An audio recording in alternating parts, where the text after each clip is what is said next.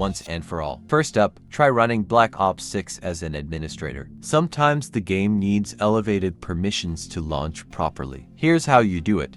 Right-click on the game shortcut or .exe file. Select Properties, go to the Compatibility tab, check Run this program as an administrator and click Apply, then OK. Now, try launching the game to see if this fixed the issue. Next, let's make sure your graphics drivers are up to date. Outdated drivers can cause compatibility issues with the game. Here's what to do. Open your graphics control panel. If you have an NVIDIA card, go to GeForce Experience. For AMD, use the Radeon software. Check for any updates and install them. Restart your computer and then try launching Black Ops 6 again.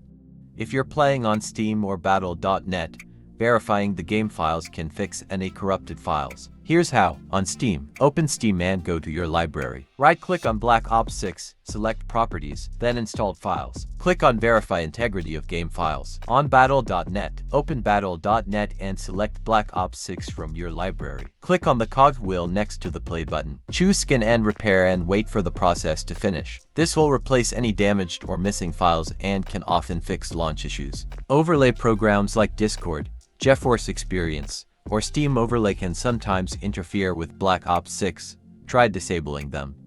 For Discord, go to Settings greater than Game Overlay and toggle it off. For NVIDIA GeForce Experience, open the app, go to Settings and turn off In-Game Overlay. For Steam Overlay, right-click the game, go to Properties, and uncheck Enable the Steam Overlay while in-game. And that's it. Hopefully, one of these methods helped you get Black Ops 6 running again. If you found this video helpful, please give it a thumbs up, subscribe for more gaming fix tutorials, and let me know in the comments if these solutions worked for you. Thanks for watching, and happy gaming!